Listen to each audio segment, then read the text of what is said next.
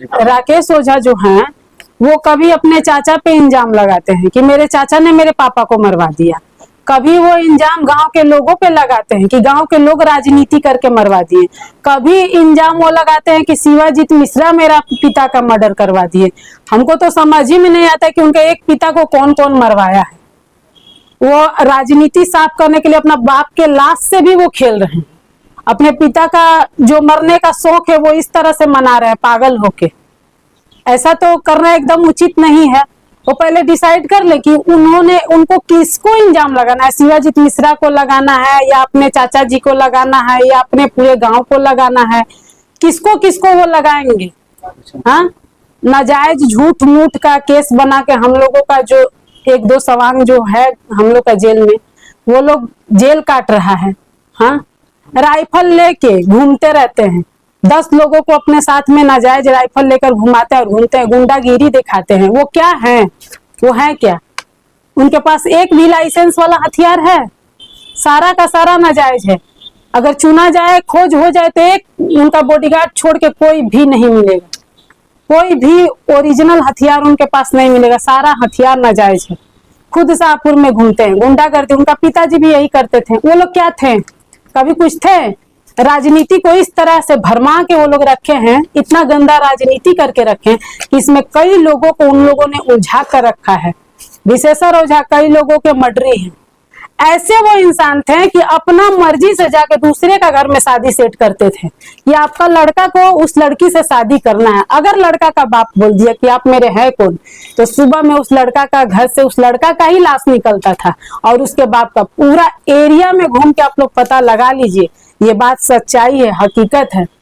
ना बुजुर्ग पे वो कभी दया किए थे, ना कभी बुजुर्ग औरतों पे दया करते थे, ना लड़कियों पे, ना महिलाओं पे। उनका राजनीति ऐसा था ना कि बस राजनीति करना है, जो सामने आ जाए उसका आंख फोड़ देंगे। अपने भतीजा के तक वो नहीं हुए थे, पूरा घिसड़ा के अजवलिया गांव में जिंदा मार दिया। किसी का इतिहास ऐसा रहा है बिहार में जितना गंदा उनका इतिहास था?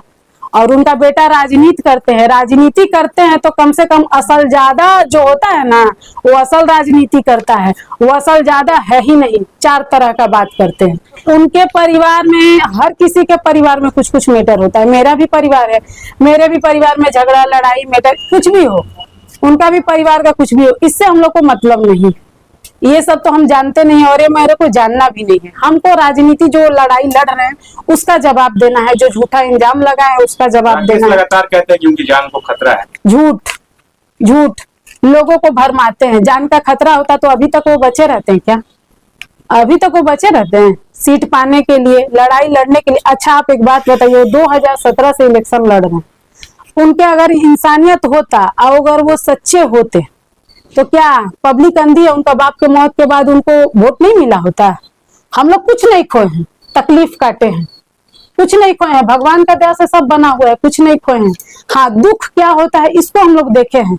पति के बिना कैसे रहा जाता है, ये सब दुख देखे। घर को कैसे उजड़ता हुआ, ये सारा दुख हम लोग देखे। मगर उनके तरह पिता को नहीं खोए हैं। मगर राजनीति हम लोग इतना गंदा नहीं, वो तो पिता को खो दिए हैं। उनको ऐसा गंदा राजनीति नहीं करना चाहिए। क्यों खोए हैं? खुद सोचिए, उनके पिता का हजारों दुश्मन था, एक हम ही लोग नहीं थे। बस कुछ भी होता है शिवाजीत मिश्र कर दिए। सबसे जो बिहार में चलने वाला नाम है वो शिवाजीत मिश्रा का है। उनका नाम से बस में टिकट भी नहीं लगेगा। आज तक हम लोग कभी बिना टिकट करे, मगर सुनते हैं कि उनका नाम पे लोग बस में बिना टिकट का भी चला जाता है। ऐसा होता है। मगर शिवाजीत मिश्रा आज तक किसी का 4 आना लिए नहीं है। एक बोलता है ना, भोजपुरी में बोला जाता है, नामी बनिया बदनामी चोर बोला जाता है। उनका नाम है सिर्फ, मगर वो जितने अच्छे इंसान है ना, हमने अपने जीवन में सच बात बोल रहे। देखिए आप लोग, मीडिया है, सबका अपना धर्म होता है। मेरा धर्म से बड़ा मेरे लिए कुछ है नहीं। सच बात बोलते हैं, उनके अंदर हम भगवान देखे। ये बात मेरा हकीकत है। वो बहुत अच्छे इंसान है, मगर उनको ये बदनाम करके ये बाप बेटा पूरा रख दिया। आप मिश्रा परिवार की बहू बन के कब आई थी? 2008 में। 17 साल हो गए। 17 साल में बहुत आपने ऊंच नीच देखा। बहुत कुछ देखा है, बहुत कुछ अपनी आंखों से मैंने बहुत कुछ देखा है, बहुत कुछ सहा है, आज भी सह रही है। पर एक बोला जाता है ना, ये भारत देश है, यहाँ की महिला स्ट्रांग होती है। तो दुख और सुख में डट के मैं सामना कर रही हूँ। जो होगा वो देखा जाएगा। सबका मालिक ऊपर वाले हैं। सही और गलत का हिसाब वही